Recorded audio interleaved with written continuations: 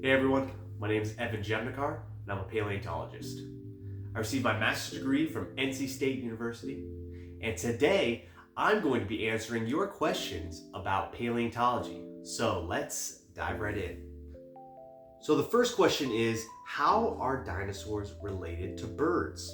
This is a really good question. Birds are related to dinosaurs in that they are a type of dinosaurs. So there's many different types of dinosaurs, and birds are one type of them. So not all dinosaurs are birds, but birds are a type of dinosaur.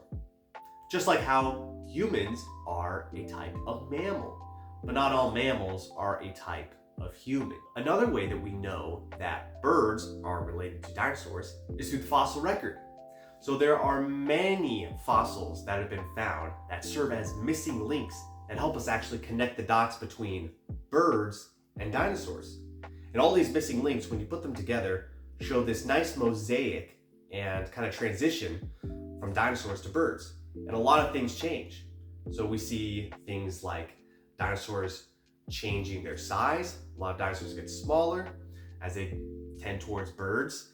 Their tails get from big, stiff tails to short, little, tiny tails, and they eventually lose their tails in birds.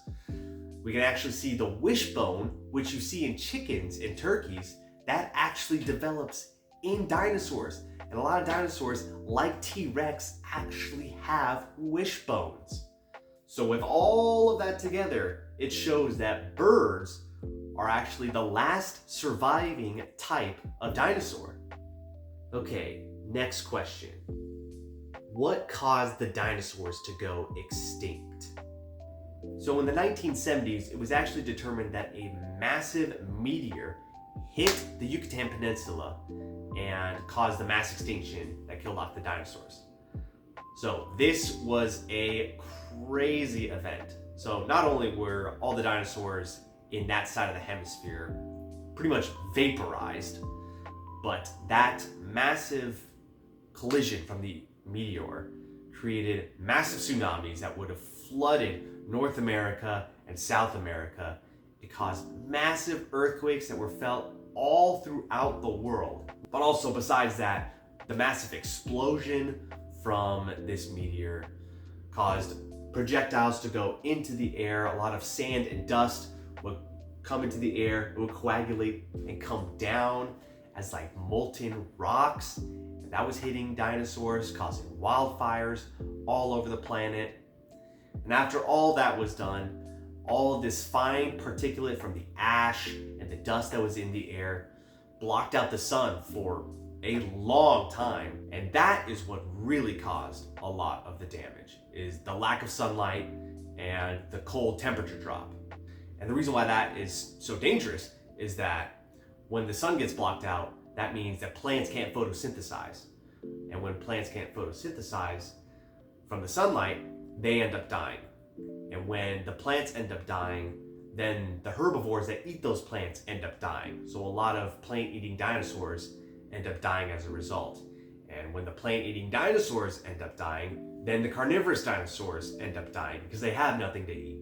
So that little tiny change at the bottom of this ecosystem has rippling effects all the way throughout it. All right, let's see what other questions we got. Okay, this person asks, is a pterodactyl a dinosaur? A pterodactyl is not a dinosaur, but it's really closely related to a dinosaur. So the reason why a pterodactyl is not a dinosaur is based on how their legs fit into their hips. If you've ever seen a lizard or a crocodile, you know that they kind of have their legs sprawled out and they walk with their belly really close to the ground. That's because they don't have a 90-degree angle between their legs and their hips. Unlike us, we have a 90-degree angle between our legs and our hips, and that's how we can walk upright. That's the same thing with dinosaurs. Dinosaurs are super unique in that they are some of the few animals that have a 90-degree angle, or very close, between their legs and their hips, just like us. And that's how they can walk on two legs, or most of them can walk on two legs. Well, pterodactyls and pterosaurs, which are the flying reptiles of the time, they did not have that. They had legs that fit in at an angle that was not 90 degrees. That was similar to crocodiles or lizards.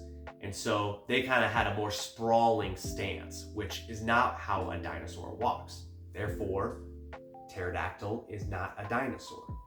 What was the biggest dinosaur? So the biggest dinosaur is Argentinosaurus, which belongs to a group of sauropods called the Titanosaurs. This dinosaur is huge. It was over 100 feet long and it weighed about 50 tons. That's about the same weight as a herd of elephants. It's crazy. Okay, so this next question is, how smart was a velociraptor?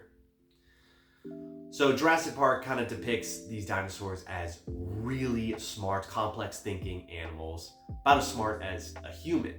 But in real life, they probably weren't that smart.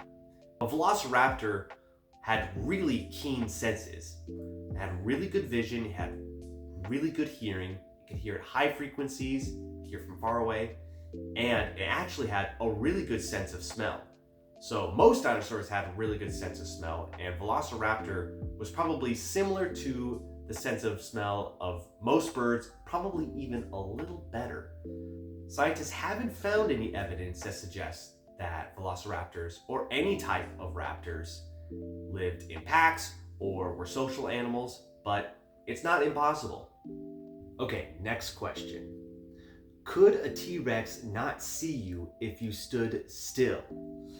So no, this is not true. So in Jurassic Park, they have the T-Rex look around, and if you're standing still, then it can't see you. This is actually not true at all. T-Rex had impeccable vision. It's actually greater than most modern mammals and birds. So for one thing, T-Rex had binocular vision, which we have binocular vision. And most modern mammals have it, most birds have it. But at the time, that was actually really rare for dinosaurs. Most carnivorous dinosaurs at the time did not have binocular vision. And so that is what set T-Rex apart as having really good vision. In fact, that binocular vision was so good, it was actually better than modern day hawks. T-Rex also had a really good visual acuity, which is the ability to distinguish objects from a distance. Scientists have estimated that T-Rex had a visual acuity 13 times greater than humans, which is crazy. Okay, so this person asks, could we actually bring back dinosaurs like in Jurassic Park? So unfortunately, no, we could not bring them back like in Jurassic Park. So in the movie, what they did is that they had mosquitoes in amber, and they would take the blood from that mosquito that was trapped in amber, which had dinosaur DNA in it. They would use that to make the dinosaurs in the movie.